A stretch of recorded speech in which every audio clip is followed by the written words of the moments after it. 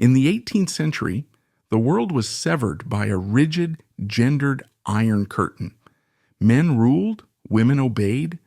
Men fought on the battlefield, while women provided pleasure in the boudoir. Madame de Pompadour didn't just cross this line. She shattered the binary into pieces. She occupied a space that was not supposed to exist. To her enemies, she was a monster, a creature with the delicate face of a woman, but the ferocious political ambition of a man. She sat in the war room while generals blushed. She appointed ministers while dukes sneered. In reality, she became the king, leaving Louis XV to merely play the role of the consort. How did a woman of the bourgeoisie capture the most masculine throne in Europe and upend the gender regime of Versailles? Jeanne Antoinette Poisson was born in Paris on December the 29th, 1721, not amidst the blare of royal trumpets, but amidst the murmur of scandalous gossip. Her legal father, François Poisson, was a man of the new economy, a speculator, an army provisioner, a man who made his fortune in the shadows of the law. He was rough, ambitious, and ultimately reckless. Just 4 years after Jeanne's birth, a massive scandal involving grain supplies for starving Parisians forced François to flee the country to escape the hangman's noose. He fled, abandoning his wife, a son, and a daughter, leaving them to the wolves of creditors and the ridicule of the elite. By all laws of probability, this should have been the end of the story. The family was broken. The name Poisson, literally fish, was a joke, synonymous with fraud and low breeding. But Jeanne Antoinette possessed a weapon far more valuable than a noble title: her mother. Madeleine de la Motte was a woman of stunning beauty and morals that were even more flexible. Known in the Parisian elite as a gallant woman, she understood early on that in a world where women held no legal power, their only currency was influence over powerful men. When her husband went into exile, Madeleine did not weep. Instead, she secured the protection of one of the wealthiest men in France, Charles-François Paul Lenormand de Tourneham, ensuring her daughter's ascent would continue despite the ruin of her name. Tourneham was a titan of finance, a fermier général, a tax collector for the king. He was fabulously wealthy, cultivated, and deeply enamored with Madeleine. He took the Poisson family under his wing, paying off their debts, moving them into his luxurious estate, and stepping in as the father figure Jeanne had lost. Rumors swirled, persisting to this day, that Tourneham was not merely a benefactor, but Jeanne's biological father. Looking at the portraits, at the shared intelligence, and the heavy-lidded eyes, it is a theory that holds water. But whether he was her father by blood or by choice, he became the architect of her destiny. It was in this household, wealthy, artistic, but firmly bourgeois, that the project began.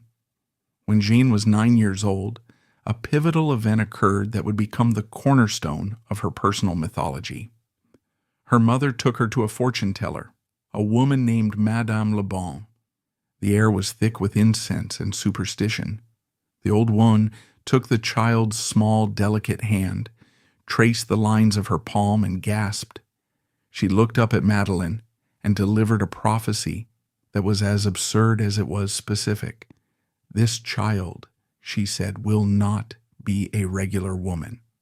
She will be a morsel for a king." Most families would have laughed. The idea that a girl named Fish, the daughter of a fugitive, could capture the heart of the King of France, a man guarded by the most rigid protocol in Europe, was lunacy. It was like predicting a shopkeeper would become pope. But Madeleine Poisson did not laugh. She believed it, and she decided right then and there that she would not leave it to fate. She would engineer it. From that day forward, Jeanne Antoinette Poisson ceased to be a normal child. She became a diamond in the cutter's vice. The family poured a fortune into her education, an education that was not designed to make her a good wife or a pious mother, but to make her the most fascinating woman in Europe. They hired the best masters in Paris. For singing, they brought in Pierre Gilliot, the star tenor of the Paris Opera. Under his tutelage, Jean's voice developed into a silvery, emotive soprano that could bring a room to tears. For acting and elocution, they hired Prosper Joliot de Crébillon, the famous tragic playwright. He taught her how to hold a stage, how to modulate her voice to convey intimacy or authority, and how to memorize entire plays. She learned to dance with the grace of a ballerina, to play the clavichord with professional skill, and to paint and engrave gems. But the education went deeper than the arts. In the salons of Paris, surrounded by the greatest intellectuals of the day, Montesquieu, Voltaire, Fontenelle, Jeanne learned the art of conversation. This was the age of the Enlightenment, where wit was a weapon.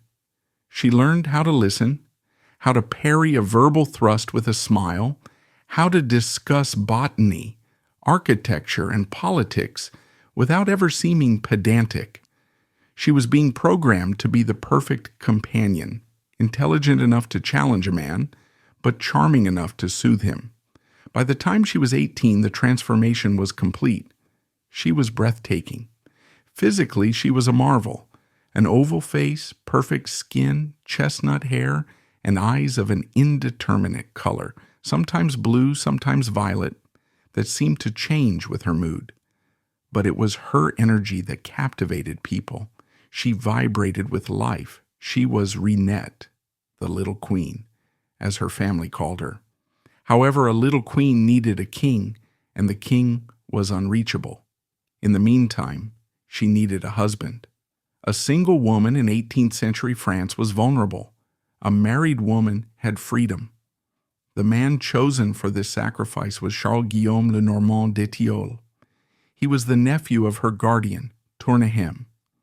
It was a marriage of convenience, arranged to keep the money in the family and to give Jeanne a respectable name and a title, however minor. Poor Charles Guillaume. History has treated him as a footnote, but he was a tragic figure. He was short, rather ugly, and painfully shy, but he fell madly, deeply in love with Jeanne. He worshipped the ground she walked on. They were married in the church of Saint-Eustache in 1741. Jeanne was 19. She was fond of him. He was kind, generous, and allowed her to run his estate at Étiolles with complete autonomy. But on her wedding night, she reportedly made a vow that was half joke, half promise, but entirely prophetic. She told a friend that she would never leave her husband, except for the king. For the next 3 years, Madame d'Étiolles, as she was now known, established herself as the queen of the Parisian salons. She held court at her estate near the forest of Sénart and in her Paris townhouse. The greatest minds of the day flocked to her. Voltaire, the lion of the Enlightenment, became a close friend.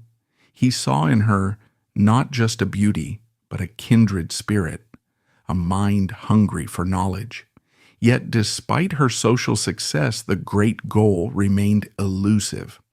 King Louis XV was not just a man, he was a state institution. And in the early 1740s, that institution was in crisis. Louis XV was known as Louis the Beloved, but he was a complicated, damaged soul.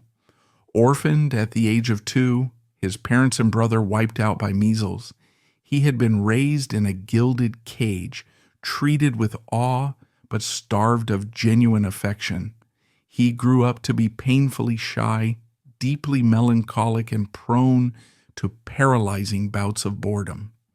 To escape the crushing weight of the crown and the endless staring eyes of the court, he retreated into hunting and private suppers. At this time, the king's heart was occupied.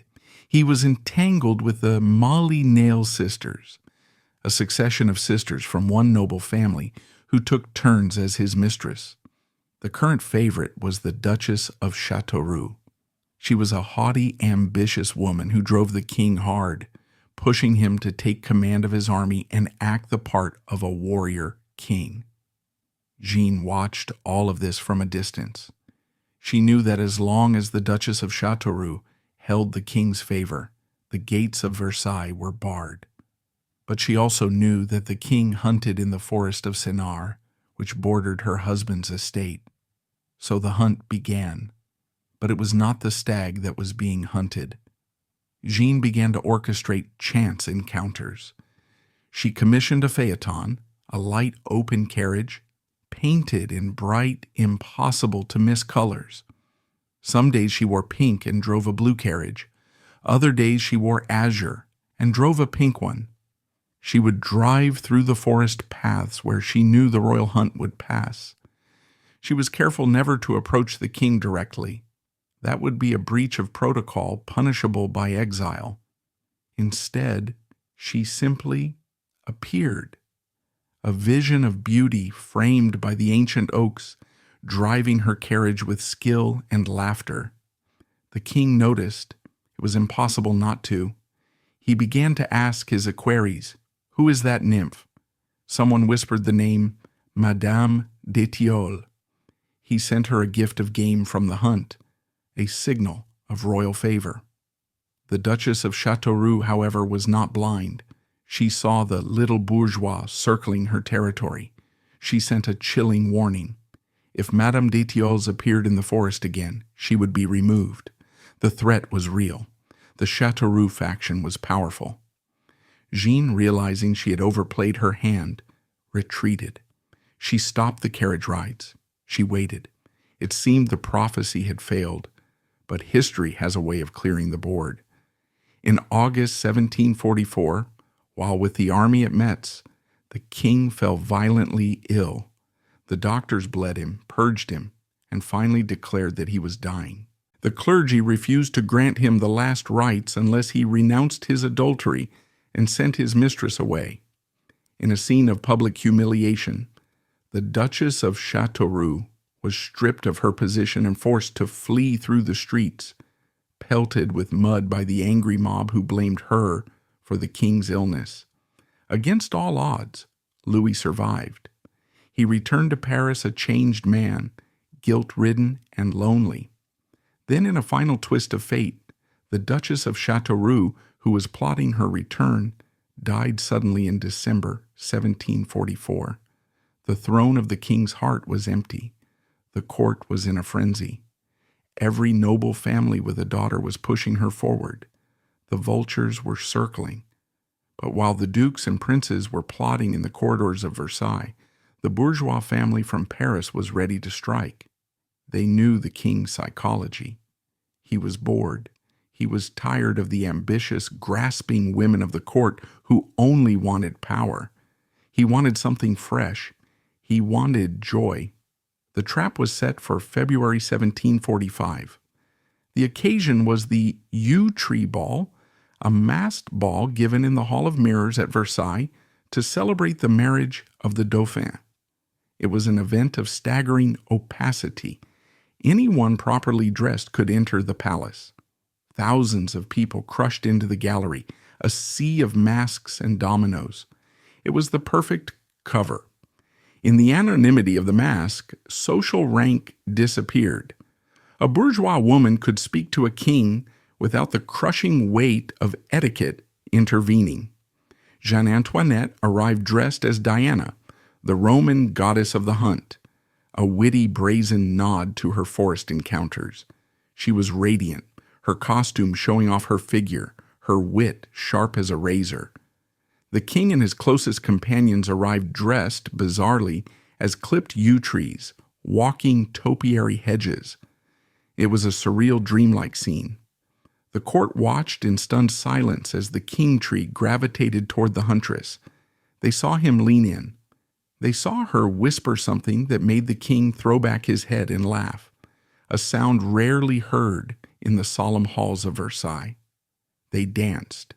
And then as the night deepened, the king tree and the huntress slipped away from the ball disappearing into the labyrinth of the palace. When she returned home the next morning, Jean Antoinette knew that the prophecy was no longer a dream. It was a plan in motion. But the hard part was not catching the king. The hard part would be keeping him. She was about to enter a lion's den armed with nothing but a fan and a smile. The bourgeoisie was at the gates. The morning after the yew tree ball, the sun rose over a Versailles that was buzzing with a frantic, nervous energy. The courtiers, wiping the sleep from their eyes and the grease paint from their faces, asked only one question. Who was she? The answer, when it came, was a shock to the system. It was the little d'Etiole's woman, the banker's niece, the wife of a tax official. For the aristocracy, this was not just a scandal, it was an insult. The king's bed was supposed to be a sanctuary for noble blood. If the king slept with a commoner, it disrupted the entire ecosystem of patronage and power. The dukes and duchesses sneered, confident that this was nothing more than a passing fancy, a student prank by a bored monarch. They gave her a week, perhaps a month. They were wrong. In the days following the ball, the king's infatuation did not wane. It burned hotter. He began to visit her in Paris, dining with her, listening to her sing, and discovering something he had never found in the stiff, formal women of the court, a woman who could make him laugh. Louis XV was a man burdened by a crippling sense of inadequacy and a profound existential boredom. He was a man who lived in black and white. Jeanne Antoinette was living in Technicolor. But before she could claim her prize, there was a casualty that had to be dealt with, a human obstacle, her husband. Charles Guillaume Le Normand d'Étiole was away on business when the affair began. When he returned, his uncle, Jean's guardian, Tournehem, sat him down and delivered the news with brutal efficiency. His wife was not coming back. She was now the property of the crown.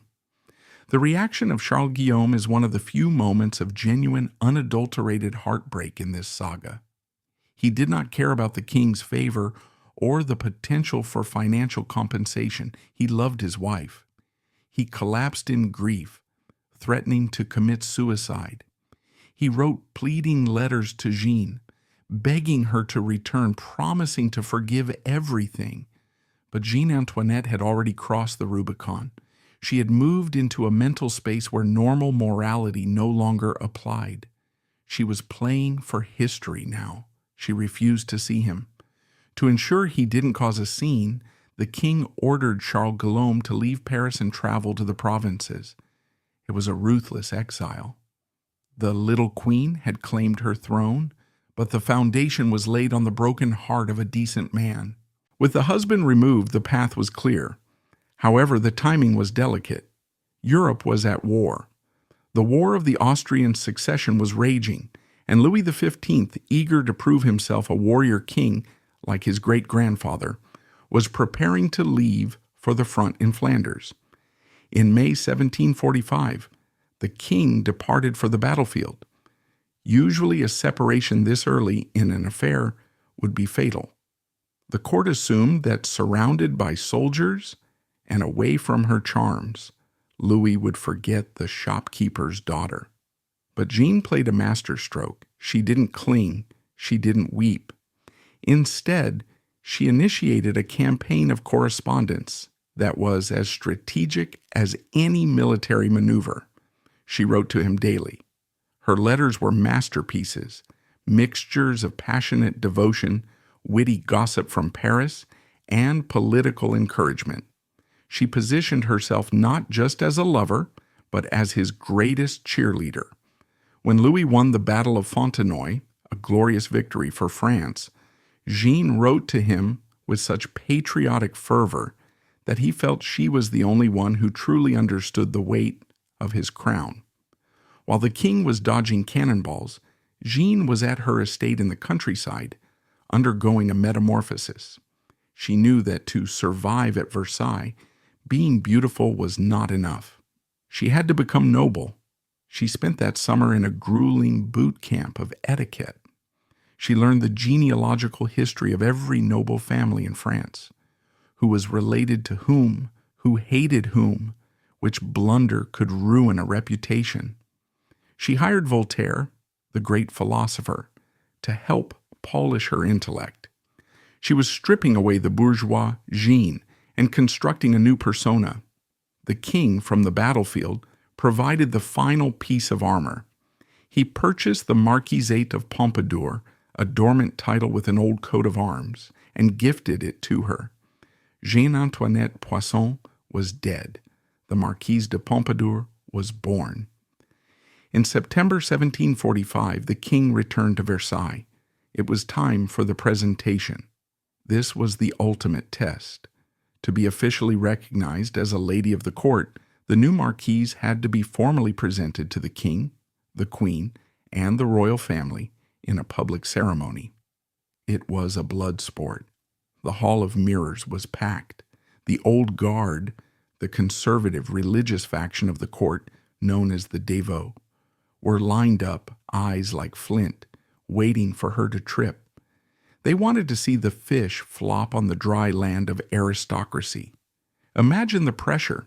One slip of the foot, one mispronounced name, one breach of the complex rules of who nods to whom, and she would be the laughingstock of Europe. The doors opened. The Marquise de Pompadour entered. She was 23 years old. She was dressed in a gown of shimmering silk dripping with diamonds. Her face was pale, but her head was high. She moved through the gauntlet of staring eyes with the grace of a swan. She approached the king, curtsied deeply, the complex sliding curtsy that required immense core strength, and murmured the appropriate words.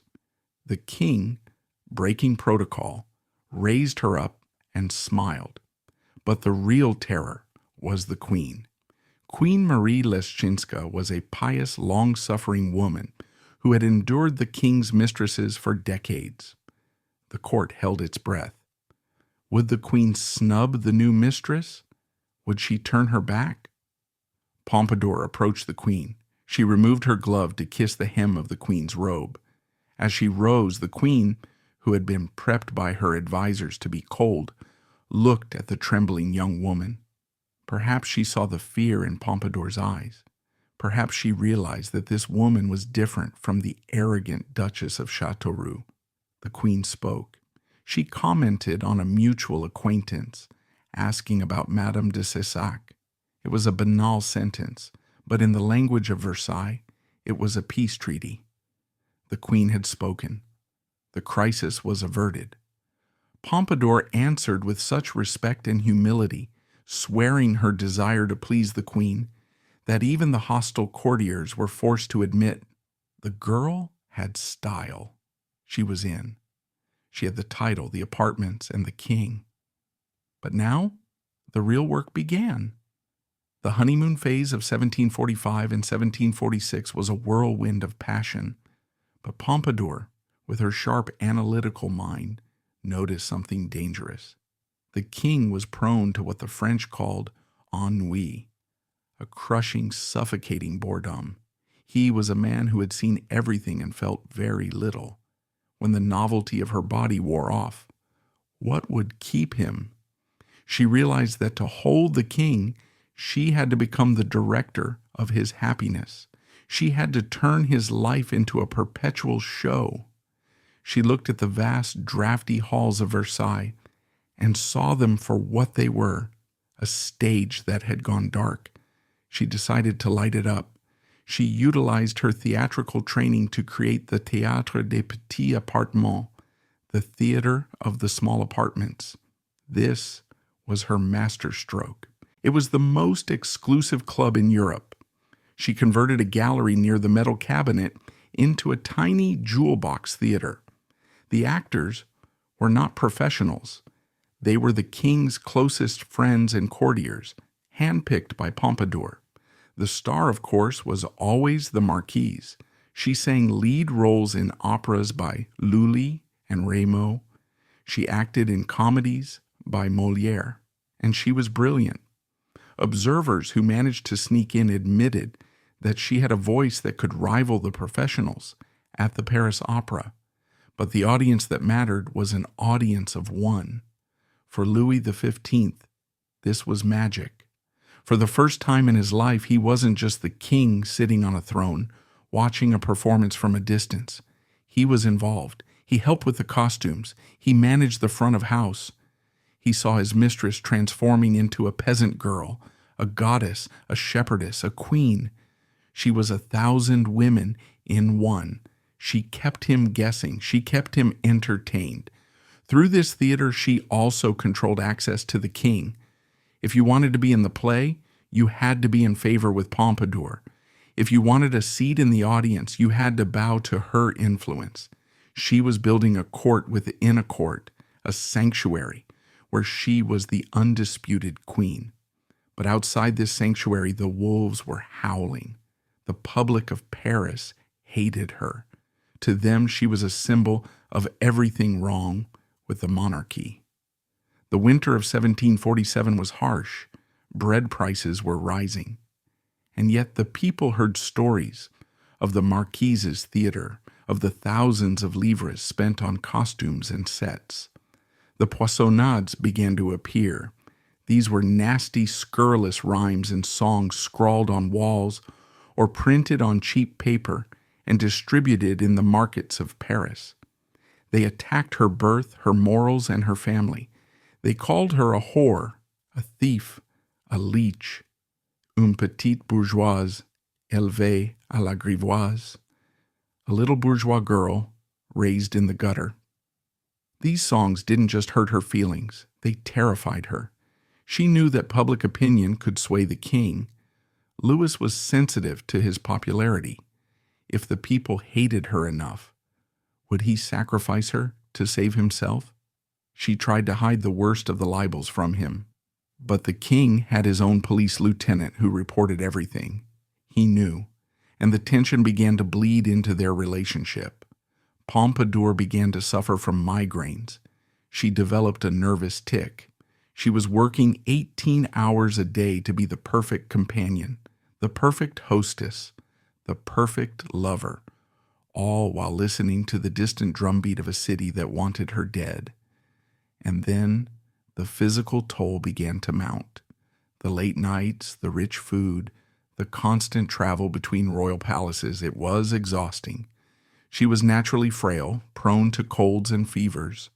But a king's mistress is not allowed to be sick. Sickness is ugly. Sickness is a reminder of mortality.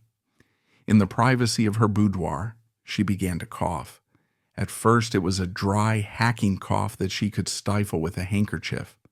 But soon, she noticed the bright red specks of blood on the white linen. Tuberculosis, the white plague, had entered the room. But she couldn't stop. To stop was to die politically. She applied more rouge to hide her pallor. She drank more champagne to keep her energy up. She threw herself into her greatest project yet, the consolidation of power not just over the king's play, but over his politics. By 1748, the war was over. The Treaty of Aix-la-Chapelle was signed. France had won the war on the battlefield, but lost it at the negotiating table, giving back all its conquests. The phrase "stupid as the peace" became a popular saying in Paris. The people were furious. They blamed the king, and because they couldn't execute the king, they turned their venom on the woman standing next to him. Pompadour realized that the era of pleasure was ending. The theater, the balls, the hunts, they were enough to catch a king, but they were not enough to rule a kingdom. She needed to pivot. She needed to enter the council chamber. She needed to become indispensable not just to Louis the man, but to Louis the monarch. As the 1740s drew to a close, Madame de Pompadour stood at a precipice. She had conquered the heart of the king, but she was losing her own health, and the hatred of the nation was rising like a floodwater. She had to make a choice: retreat into a comfortable retirement, or step forward into the brutal, masculine world of high politics. She chose the latter. She began to read the diplomatic dispatches. She began to cultivate the ministers. She was preparing for the greatest magic trick of her life, the transition from the king's lover to the king's prime minister.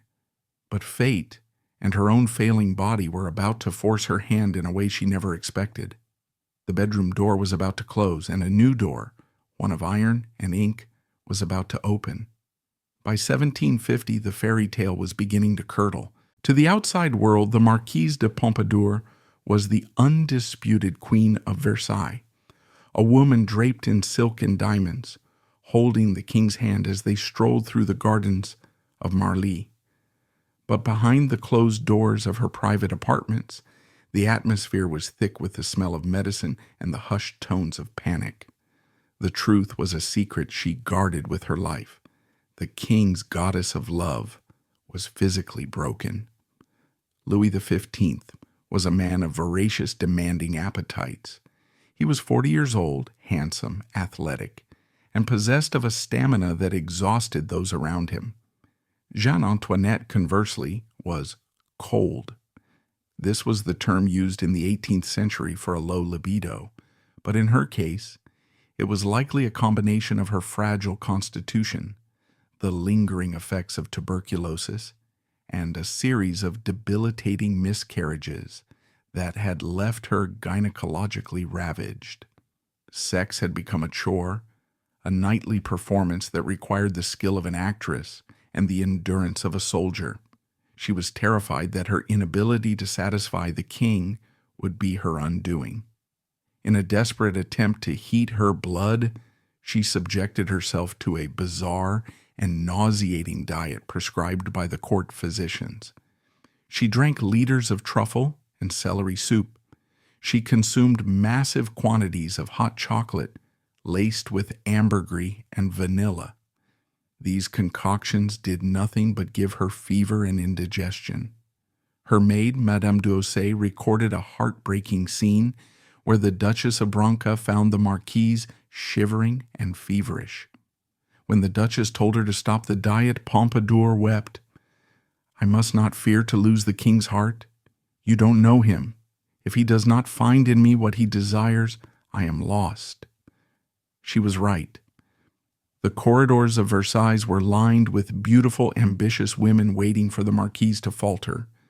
The vultures, the powerful noble families, were circling, whispering to the king that perhaps it was time for a change. Perhaps a woman of quality would be better suited to his needs. And then a new threat emerged, not from a rival woman, but from God.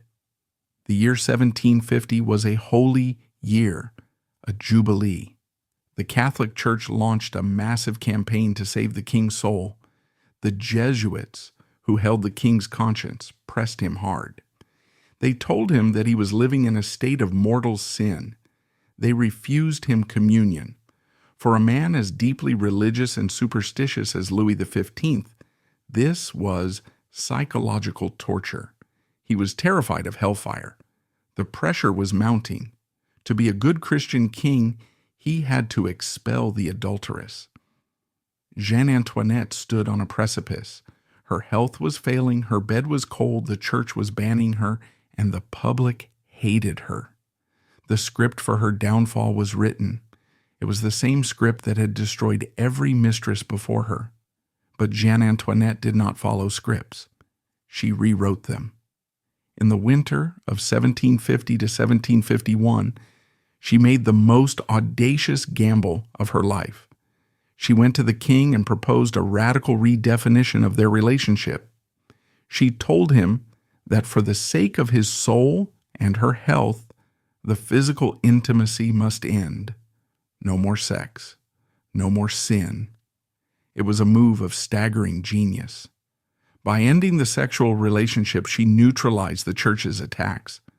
The priests could no longer demand her expulsion if she was merely a friend. She stripped the devots, the religious faction, of their greatest weapon. But how could she remain the official mistress without the mistress part? She bet everything on the emotional bond she had forged over 5 years. She wagered that Louis loved her, her mind, her conversation, her soothing presence, more than he loved the act of sex with her. She moved out of the secret apartment connected to the king's bedroom by a private staircase and into a grand public apartment on the ground floor of the palace. The door to the bedroom closed, but the door to the council chamber opened. This was the great pivot. She transitioned from the role of lover to the role of friend, confidant, and shadow minister. But she was a realist. She knew Louis XV. She knew that a celibate king was an unhappy king, and an unhappy king was dangerous. If she didn't provide an outlet for his physical needs, he would find one himself.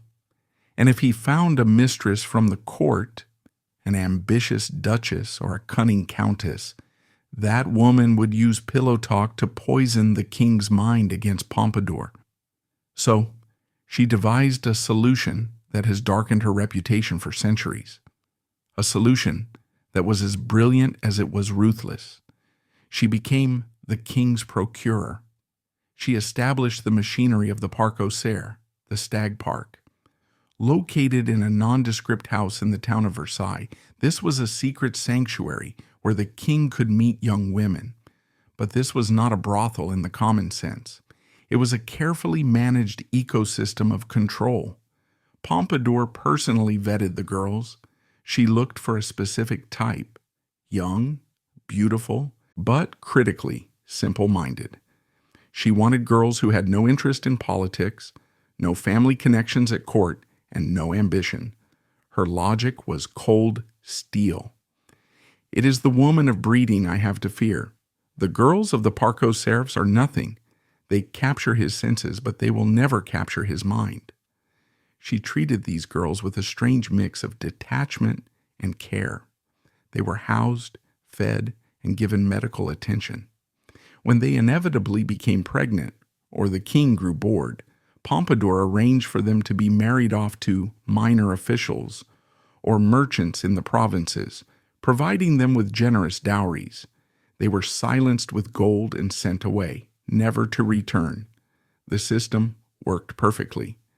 The king got his variety, the church got its penitent king. Technically, these dalliances were kept so secret that the public facade of morality was maintained, and Pompadour kept her power. She remained the gatekeeper. The king might spend his nights in the arms of a nameless girl in the stag park, but he spent his days sitting by Pompadour's fireplace, discussing the affairs of state. With her position secured, the marquise began to flex her muscles. She was no longer just surviving, she was hunting down her enemies. Her primary target was the Comte de Maurepas. Maurepas was the minister of the navy, a powerful, cynical man who had served the king for decades. He hated Pompadour. He was the mastermind behind the poissonnades, the vicious songs that mocked her gynecological problems and her bourgeois birth. He believed he was untouchable.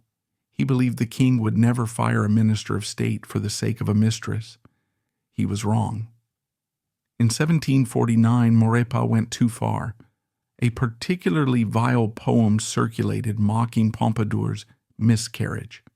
She went to the king, not with tears, but with an ultimatum. She showed him the poem. She told him that she could not serve him, could not entertain him, could not be his sanctuary if his own ministers were allowed to abuse her.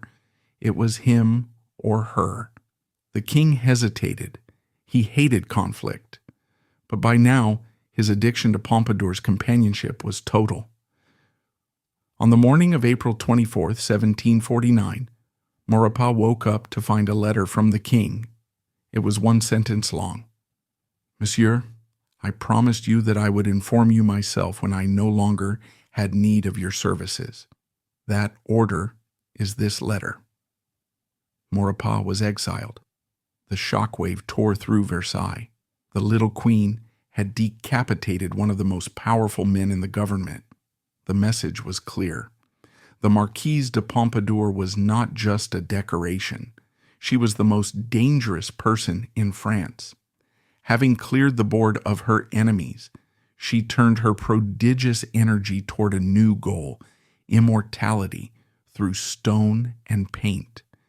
If she could not give the king children, she would give France monuments. She launched a building spree that would rival the Romans.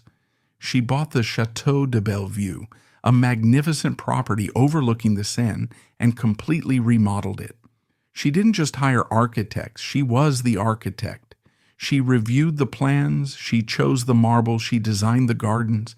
She wanted to create environments of perfect beauty where the ugliness of the world and the reality of her illness could not enter.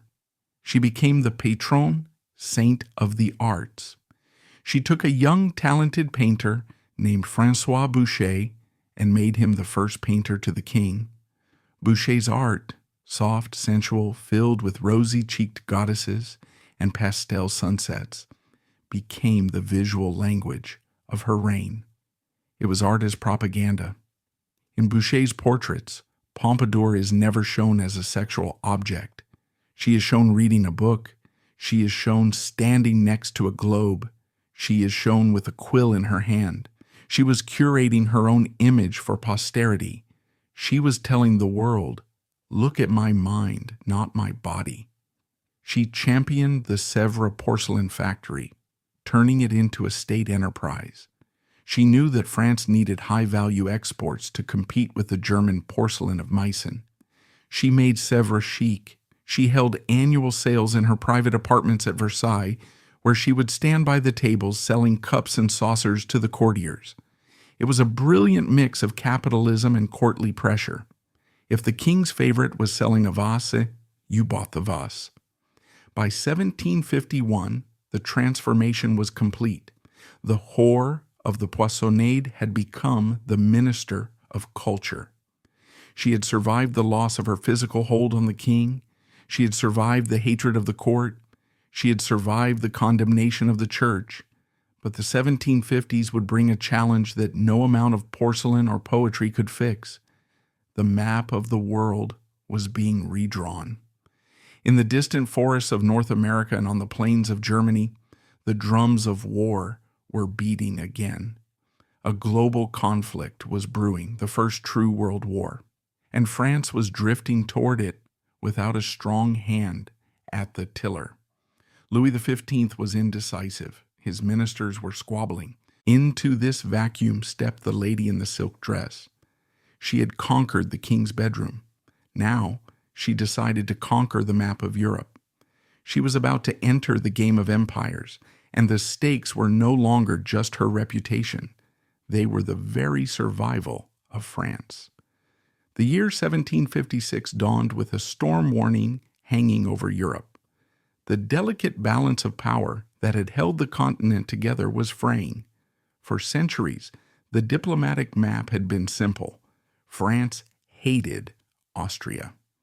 The Bourbons of Versailles and the Habsburgs of Vienna were the Montagues and Capulets of geopolitics, ancient, blood-feuding enemies whose rivalry had fueled dozens of wars. But the world was changing. A new predator had entered the ecosystem, Frederick the Great of Prussia.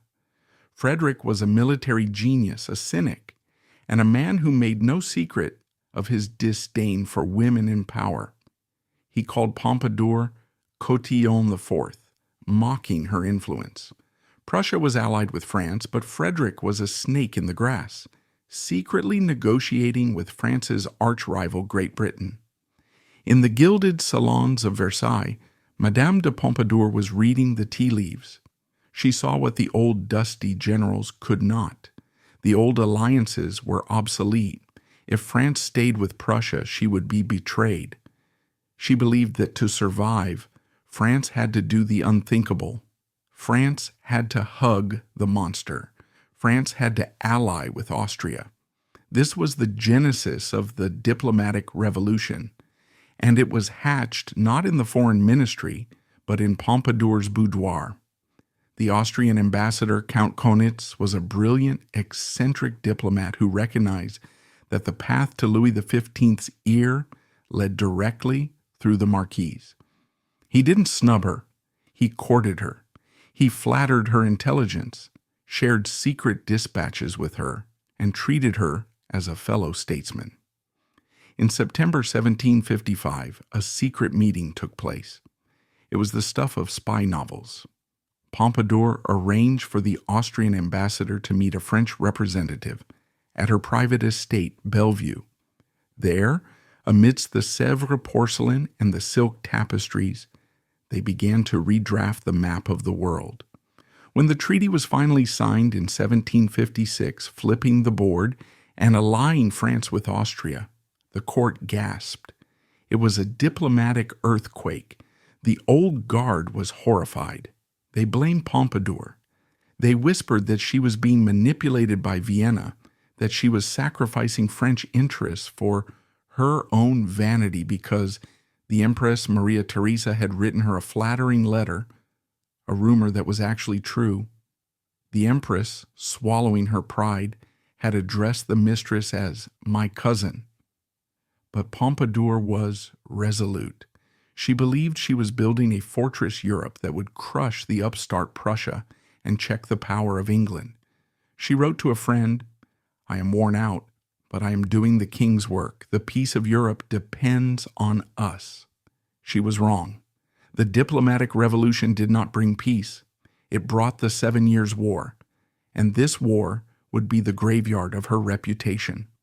When the fighting started in 1756, Pompadour was not just a spectator. She was the war room. She had maps spread out on her tables. She was receiving letters from generals. She was pushing for appointments. And here lay her fatal flaw. She was a brilliant cultural minister, a savvy domestic politician, but she was not a military strategist. She championed the Prince de Soubise to lead the French army. Soubise was a charming courtier, a close friend, a man of impeccable manners. He was also a terrifyingly incompetent general. But Pompadour trusted him. She believed that loyalty and breeding would translate to victory on the battlefield. It was a catastrophic miscalculation. On November 5, 1757, at the Battle of Rossbach, Frederick the Great's Prussian army annihilated the French forces led by Soubise. It wasn't just a defeat, it was a humiliation. The French army, larger and better equipped, was routed in less than 2 hours. When the news reached Paris, the city exploded in rage. The mob didn't blame Soubise, they blamed the whore. They screamed that France was being led to slaughter by a woman's favorite. They crafted effigies of Pompadour and burned them in the streets. The Poissonnades returned, viler than ever. Inside Versailles, the atmosphere was funereal. The king was despondent. He sat in his chair, staring at the floor, muttering about the ruin of the kingdom. This was the moment where Pompadour's mask almost slipped. She was terrified. She knew that military defeat usually meant the fall of the government, and the fall of the government meant the fall of the mistress. But she found a reserve of steel in her spine. She went to the king, who was on the verge of firing his ministers and retreating into a depression. She stood before him, her face pale, her body racked with the cough that never left her, and she delivered the line that would define her legacy. After us, the deluge. Après nous, le déluge. It is often interpreted as a statement of careless hedonism. Who cares what happens when we're gone? But in that moment, it was a call to stoicism. She was telling the king, panic changes nothing. If the world is going to end, let it end. But until then, we must govern. We must stand firm. She forced the king to hold his nerve. She pawned her own diamonds to help fund the army. She melted down her silver plate to pay the troops.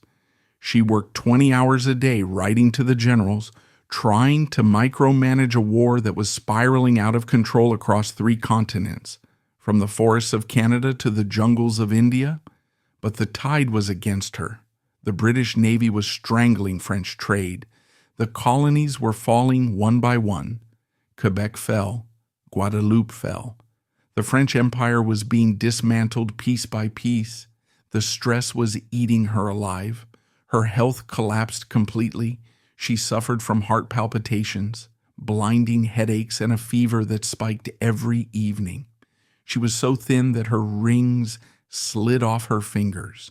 To keep going, she increased her dosage of remedies, opiates to sleep, stimulants to wake up. And yet in the midst of this apocalypse, she did not stop building. It was a form of denial, perhaps, or a desperate attempt to create beauty in a world of ugliness. In 1755, she had begun the construction of the Petit Trianon, a perfect neoclassical jewel box in the gardens of Versailles. It was to be her ultimate sanctuary, a place of pure order and harmony. She would never live to see it finished. In January 1757, a dark shadow fell over the court that made the war seem distant, an assassination attempt. As Louis XV was walking to his carriage on a freezing night, a man named Robert François d'Amiens pushed through the guards and stabbed the king in the side with a penknife. The wound was shallow, barely scratching the ribs, but the psychological impact was nuclear. The king, convinced the knife was poisoned and that he was dying, had a complete breakdown. He was carried to his bed, weeping, asking for a confessor. The devots, the religious faction, seized the moment. They surrounded the dying king. The priest told him this was God's punishment for his sinful life. They demanded once again the expulsion of Madame de Pompadour. For 10 days, Pompadour sat in her apartment isolated. The courtiers, smelling blood, deserted her. No one visited. No one wrote. They were already packing their bags to pay court to the Dauphin, the king's son, who hated her. She sat alone, listening to the silence, waiting for the order of exile.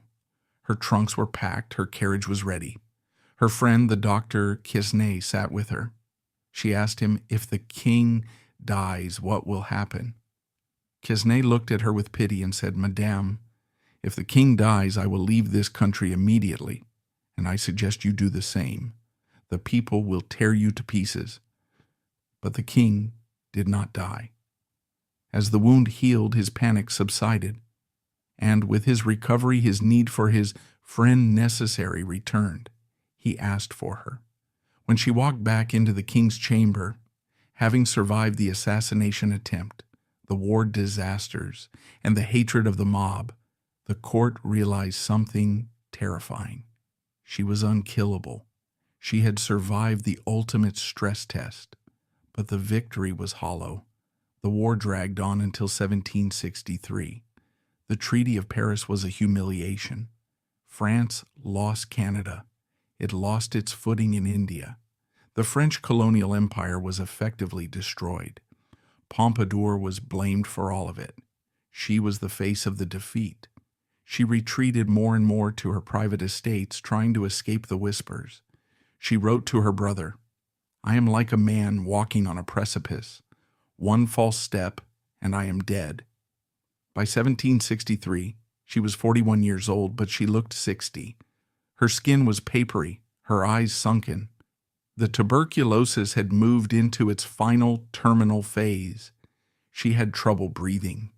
Walking up a flight of stairs left her gasping, but she had one final act to perform, a legal battle that would shake the foundations of the church. For years, the Jesuits had been her enemies. They had denied her communion. They had tried to separate her from the king. Now the Jesuits were in trouble. They were involved in a massive financial scandal in the Caribbean. The Parlement of Paris was moving to suppress the order. The king was hesitant. He feared the power of the church.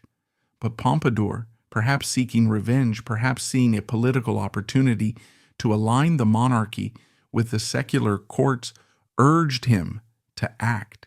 She pushed, she cajoled, she used the last reserves of her influence. In 1764, Louis XV signed the decree suppressing the Jesuit order in France. It was her final political victory. She had destroyed the men who had tried to brand her a sinner. But as the ink dried on the decree, The blood was rising in her lungs. The winter of 1764 was wet and cold. At her chateau in Choisy, she caught a chill that settled into her chest and refused to leave. The cough became constant. The hemorrhages became violent. She knew. The doctors tried to lie to her, but she was too smart for that. She felt the life ebbing out of her. In a move that broke all protocol, Louis XV ordered her to be brought back to Versailles. He could not bear to be apart from her, even or especially at the end. It was the ultimate validation. No mistress had ever been allowed to die in the palace. That was a privilege for queens and princes. But for Louis, she was more than a queen. She was his partner, his crutch, his only true friend in a world of sycophants. She was carried into her apartments on the ground floor. The air was heavy with the scent of sickness and the silent weeping of her servants. She spent her final weeks putting her affairs in order. She wrote her will, distributing her vast collection of art, her diamonds, and her estates. She recommended ministers to the king, trying to secure the government even after her death. She fought to the end. She continued to apply her rouge. She continued to dress. She received friends sitting up in bed, gasping for air between sentences, desperate to maintain the facade of the little queen one last time. But the curtain was coming down. The stage lights were dimming. The audience was silent. In the damp gray spring of 1764, the Palace of Versailles was a theater of whispers. The courtiers, in their velvet coats and powdered wigs, moved through the hall of mirrors like sharks, sensing blood in the water. They knew the era was ending. The woman who had held the reins of France for nearly 20 years was finally losing her grip, not because of a political rival, but because her own body was disintegrating. To understand the final act of Madame de Pompadour, one must look past the official portraits. In those paintings, she is eternal, porcelain skin, rosy cheeks, eyes bright with intelligence. But the reality of her daily existence in the 1760s was a grueling horror story of physical endurance. She was 42 years old, but her autopsy would later reveal the lungs of a woman of 80. The tuberculosis, which had been a quiet companion for decades, had now turned aggressive. Every breath was a battle. The simple act of climbing a staircase, something she had to do multiple times a day to reach the king's private apartments, left her gasping, clutching her chest, her heart hammering against her ribs like a trapped bird. Yet, the mask could never slip. This is the most terrifying aspect of her final years, the performance. In the ruthless ecosystem of Versailles, sickness was weakness, and weakness was fatal. If she showed the king the true extent of her suffering, she feared he would recoil. Louis XV, for all his love, had a morbid fear of death. He avoided funerals. He detested the sight of illness. He wanted his friend necessary to be a source of light, not a reminder of the grave. So, Jeanne Antoinette engaged in a daily ritual of concealment that was nothing short of heroic torture. Each morning, she would spend hours at her toilette. Layers of white lead paint were applied to cover the gray, translucent quality of her skin. Rogue, deep, and crimson was painted onto her cheeks to simulate the bloom of health she no longer possessed. She wore high collars to hide the thinness of her neck. She doused herself in heavy perfumes, musk, amber, and tuberose, to mask the metallic smell of blood and the sour scent of fever that clung to her sheets. She was rotting from the inside, but she presented herself to the king as a flower in eternal bloom. But it wasn't just about looking the part, it was about doing the job. Even as she was dying, she was working a 16-hour day. The 7 Years' War had ended in 1763, but the peace was fragile, and the work of rebuilding France was immense. From her sick bed, surrounded by piles of pillows, she continued to act as the unofficial prime minister. Her apartment was the nerve center of the French government. The Duc de Choiseul, the Minister of Foreign Affairs and arguably the most able man in the government, was her creature. He owed his career to her, and they worked in lockstep. They were trying to rebuild the Navy, shattered by the British. They were trying to reform the tax system, which was bleeding the peasantry dry while the nobility paid almost nothing. They were trying to navigate the treacherous waters of the post-war alliances. Imagine the scene: the marquise, racking with a coughing fit that leaves blood on her lace handkerchief, quickly hiding it under a pillow as a secretary enters. She takes a sip of orange flower water, steadies her trembling hand, and signs a directive regarding the grain supply or the appointment of a bishop. She controlled the postal system, meaning she saw the intercepted letters of her enemies. She controlled the press. She was the spider at the center of the web, and she refused to let go, even as her strength failed. Why? Why did she not retire? Why not take her millions and retreat to one of her beautiful chateaux in the countryside to die in peace among her flowers? Because she was trapped. She knew the history of royal mistresses. Once they left the king's side, they were forgotten. And worse, without her protection, her family and her friends would be vulnerable. She had elevated her brother, Abel Poisson, created Marquis de Marigny, to the position of director of the king's buildings. She had placed her allies in key ministries. If she left, the old guard, the devots, the haters of the bourgeoisie, would sweep in and destroy everything she had built. She was riding a tiger. She couldn't get off without being eaten. Her medical treatment during this period only added to her agony. The 18th century medical establishment was a house of horrors. Her doctors, well-meaning but ignorant, prescribed treatments that likely hastened her death. They believed her condition was caused by bad humors and a heating of the blood. To draw out the fire, they applied blisters to her skin, painful poultices that burned the flesh to create weeping sores, believing this would release the toxins. They bled her, draining precious vitality from an already anemic body. They fed her bizarre concoctions of crushed wood lice, mercury, and opium. The opium at least dulled the pain, but it also clouded the mind, and her mind was her only weapon. She had to fight to stay lucid, to keep track of the intrigues of the court through the haze of narcotics. Through it all, the king remained in a state of carefully constructed denial. Louis XV saw her declining, but he refused to name it. He visited her multiple times a day. He would sit by her chaise longue, making coffee for her with his own hands, a hobby he loved, trying to distract her with gossip. There is a profound sadness in their relationship during these final months. The passion had been gone for a decade. The sex was a distant memory. But what remained was a deep, codependent intimacy. They were two lonely people at the summit of the world, unable to trust anyone but each other. Louis needed her stability. She needed his protection. In February 1764, the end began in earnest. The cough changed. It became constant, racking her small frame with spasms that left her breathless for minutes at a time.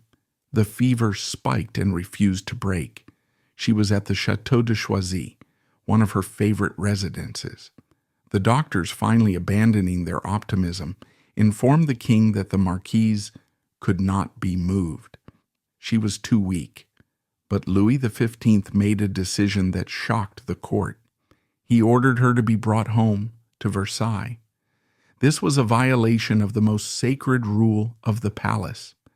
Versailles was the temple of the monarchy. It was a place for the erratic gods of royalty, not for the mortality of common heirs. No one, absolutely no one outside the royal blood, was permitted to die within the palace walls. When a courtier fell terminally ill, They were usually bundled into a carriage and sent to Paris so as not to inconvenience the king with the sight of a corpse. By ordering her return, Louis was making a statement. He was elevating Jeanne-Antoinette Poisson, the bourgeois usurper, to the level of royalty. The journey from Choisy to Versailles was a nightmare.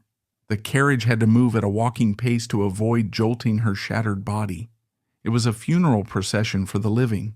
When they arrived, she was carried not to the attic rooms often reserved for favorites, but to her grand apartments on the ground floor, damp, dark, but central. She lay there in late March and early April of 1764, listening to the rain battering the tall windows. The weather was relentless, gray, wet, and cold, mirroring the mood of the nation. Even on her deathbed, the Prime Minister did not stop. She began to organize her exit with the same administrative brilliance she had applied to the war. She knew that after her death, her enemies would descend on her estate like locusts. She drafted a will that is a masterpiece of diplomacy. She left generous bequests to her household staff, ensuring their loyalty. She left her vast collection of engraved gems to the king, a reminder of their shared love of art. She left the Chateau de Menard to her brother, securing his future as a wealthy nobleman. But perhaps most revealing was her attitude toward her husband, Charles Guillaume, the man she had abandoned 20 years earlier. He was still alive, living in quiet obscurity. In her will, she acknowledged him, though they never met again. It was a final nod to the life she had left behind, the simple bourgeois existence she had traded for a crown of thorns. As April arrived, the palace held its breath. The courtiers stopped wearing bright colors. The music in the king's apartments was silenced. Everyone was waiting. The devots were praying for her death, hoping that the king would finally return to God. The philosophers and artists were praying for her recovery, fearing that without her protection the censorship laws would return. Jeanne-Antoinette knew the game was over. She stopped the heavy makeup. She stopped the blistering treatments. She asked for her face to be washed clean. For the first time in 20 years, she allowed herself to be just Jeanne.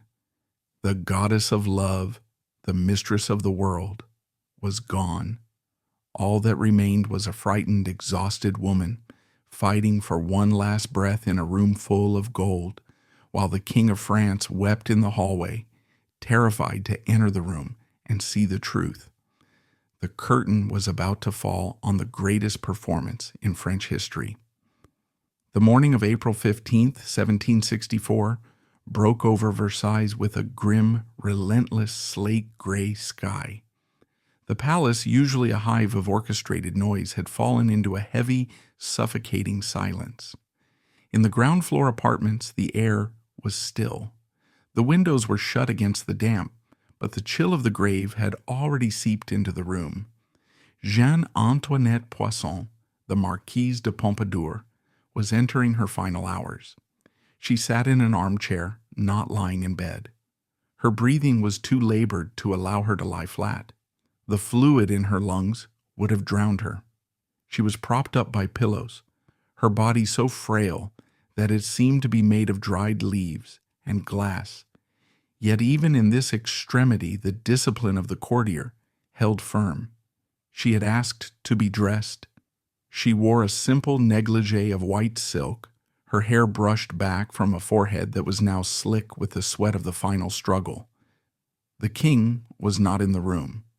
This is a detail that often confuses modern sensibilities, but in the ritualized world of Versailles, it was a necessity.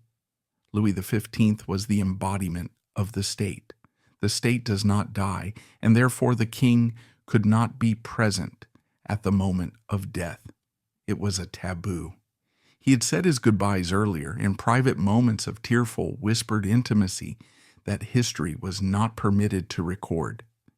Now he waited in his private cabinet upstairs, pacing the floor, waiting for the signal that the light of his life had gone out.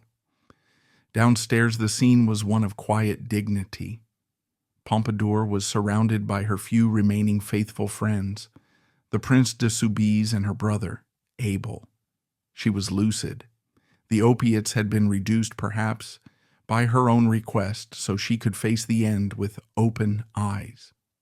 The parish priest of the church of Notre-Dame de Versailles, the Curé de la Madeleine, arrived to administer the last rites. The relationship between the Marquise and the church had been a 20-year war, a battle of excommunications and public shaming. But here, at the end, there was peace. She confessed. She received absolution. As the priest finished his prayers and turned to leave, anxious not to tire the dying woman, Pompadour stopped him. She mustered the last reserves of her legendary charm, the charm that had captivated a king and ruled a nation. She turned her head slightly, a faint, playful smile touching her lips, a ghost of the little queen. "Wait a moment, Monsieur le Curé," she whispered, her voice barely audible over the sound of the rain. "We will leave together." It was her final witticism, a moment of grace in the face of the void. Minutes later, at 4:30 in the afternoon, she coughed once, a sharp, wet sound that startled the silence. Then she leaned her head back against the silk pillows and simply stopped. The struggle was over. The engine that had driven the French monarchy for 19 years had finally run out of fuel. The reaction of the court was immediate and brutal in its practicality.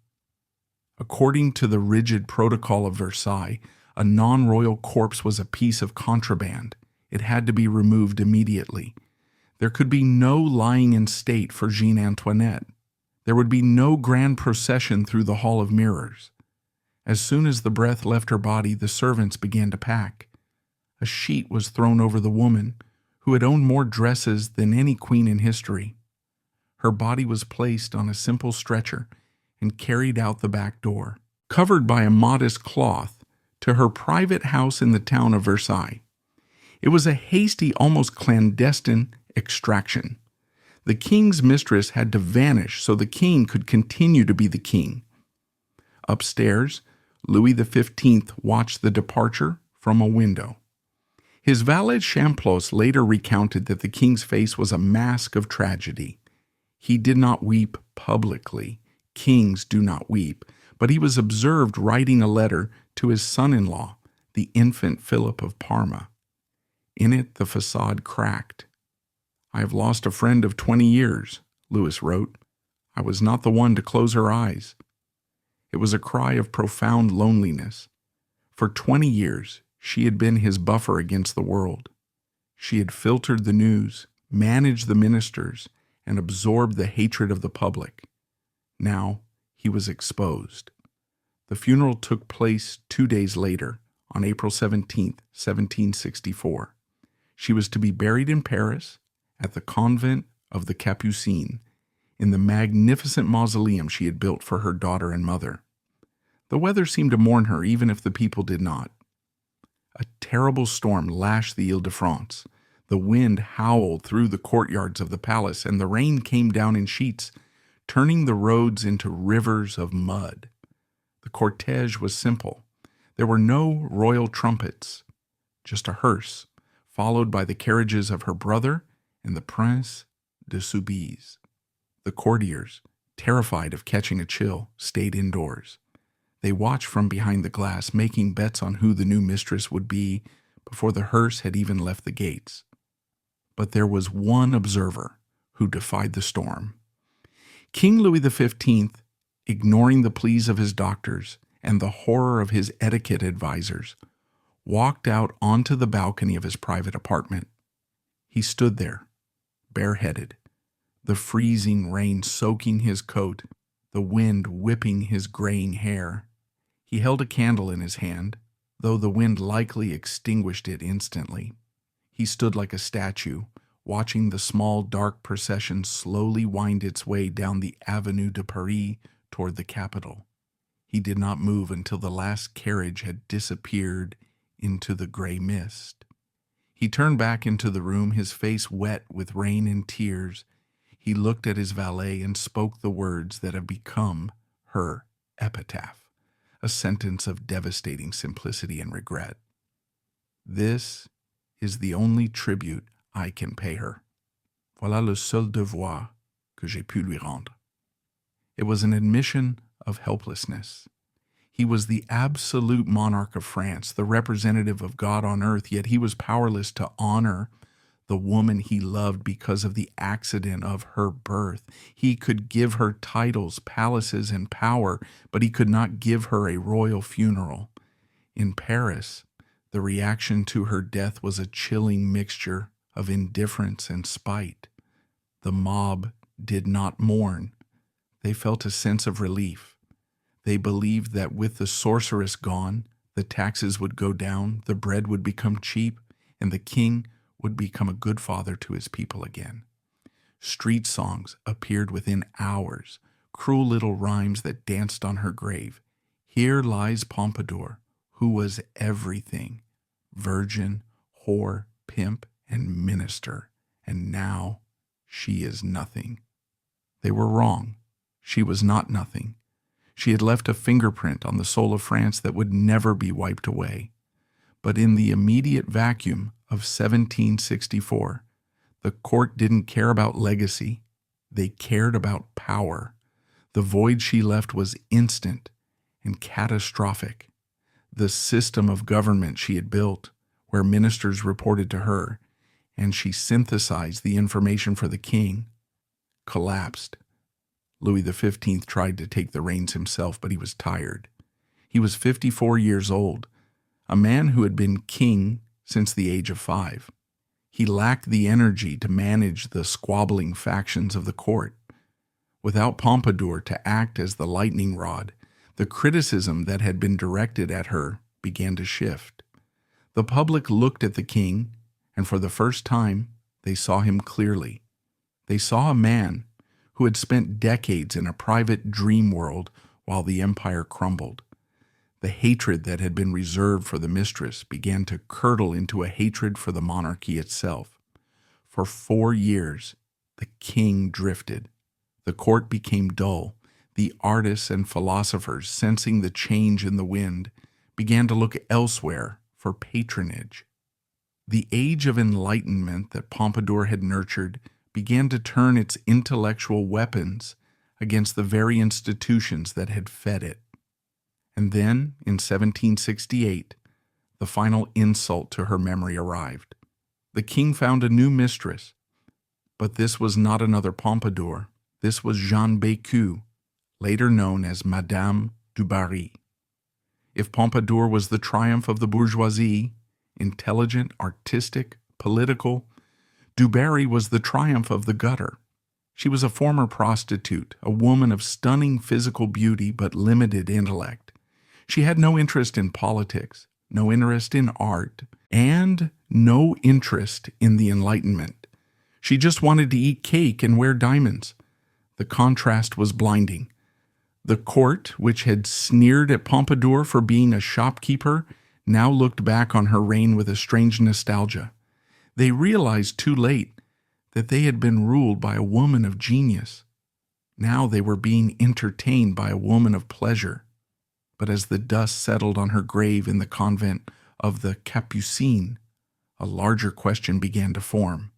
The bills for her lifestyle were tallied. The cost of the 7 Years' War was calculated. The cracks in the foundation of the Ancien Regime were widening.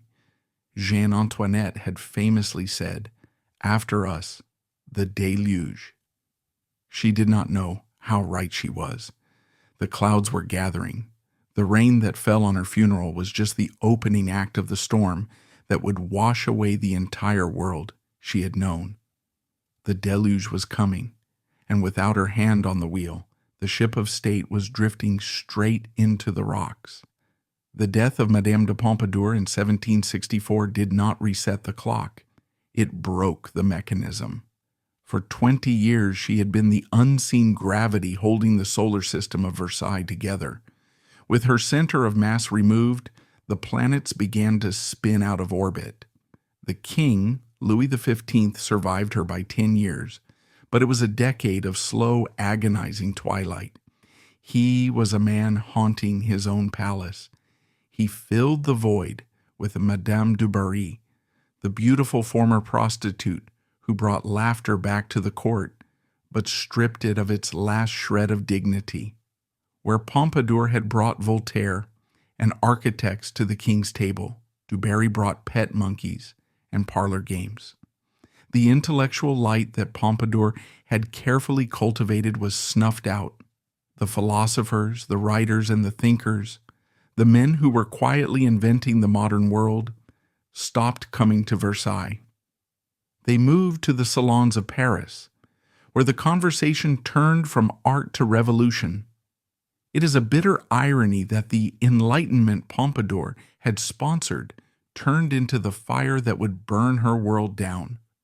By protecting the encyclopédie, she had helped distribute the very ideas that would eventually load the cannons of the Bastille.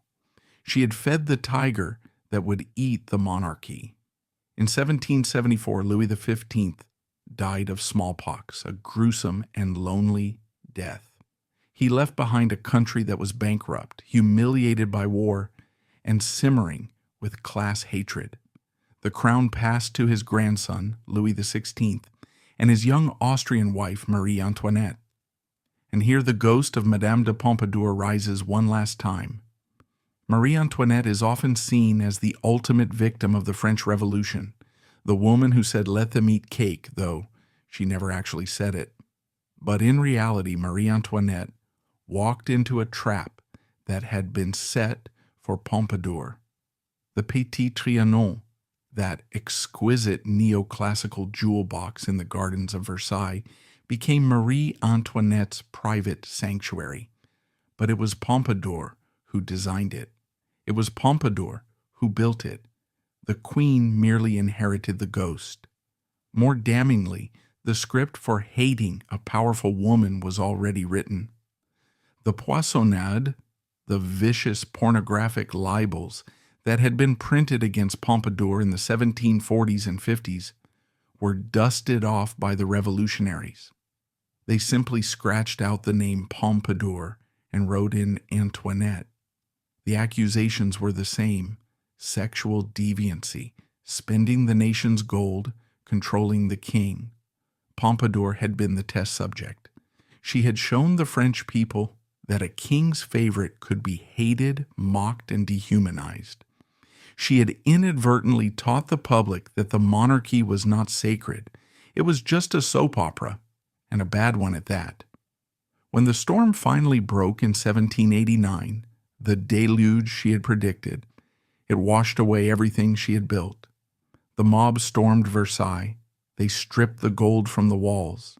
They smashed the Sèvres porcelain vases she had sold with her own hands. They tore down the statue of Louis XV in the square she had designed, the Place Louis XV, renaming it the Place de la Révolution. In a grim twist of fate, it was in that very square, surrounded by the phantom architecture of Pompadour's vision, that the guillotine was erected. Louis XVI and Marie Antoinette were beheaded in the shadow of Pompadour's legacy. But the mob did not stop with the living. They came for the dead. During the height of the Revolution, the convent of the Capucines in Paris, where Pompadour lay in her magnificent mausoleum, was targeted. The revolutionaries, hungry for lead to make bullets and fueled by a hatred for the king's whore, descended on the chapel. They smashed the marble. They broke open the crypt. The bones of Jeanne Antoinette Poisson, the woman who had ruled France, were likely dumped into a common pit or scattered in the chaos. The site was leveled.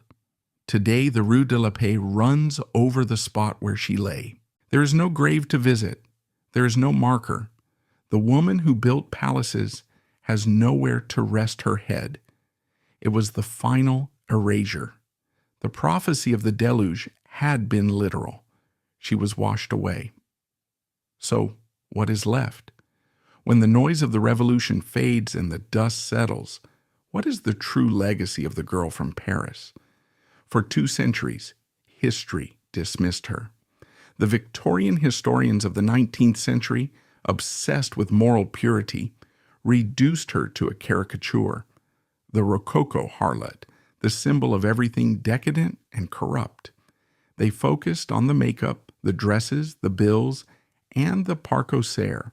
They judged her by the standards of a wife, and she failed. But we are not Victorians. We can look closer.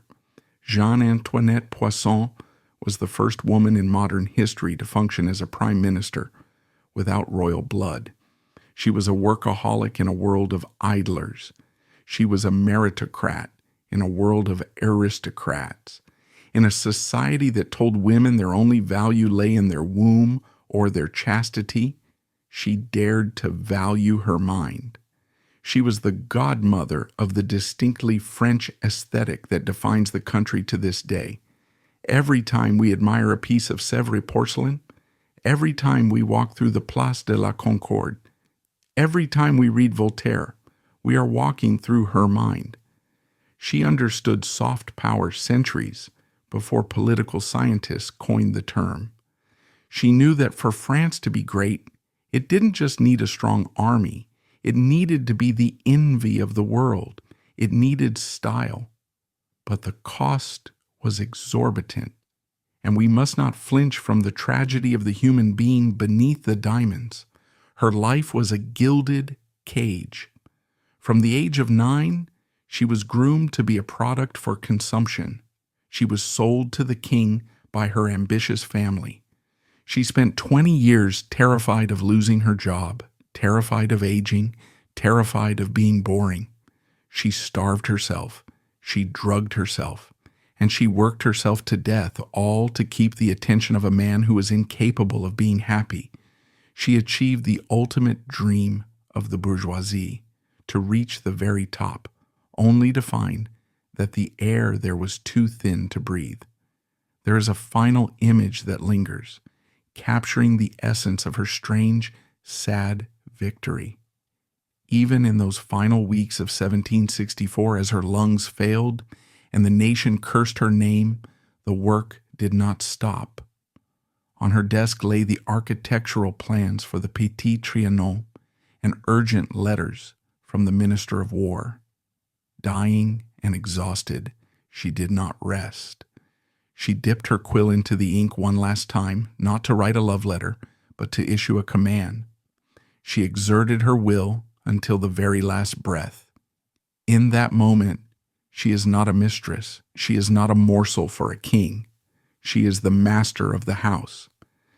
Madame de Pompadour proved that a woman could rule the world from a chaise longue, provided she was willing to pay for the privilege with her life. She was the queen of shadows, the architect of the Rococo, and the tragic prophet of the end of an era.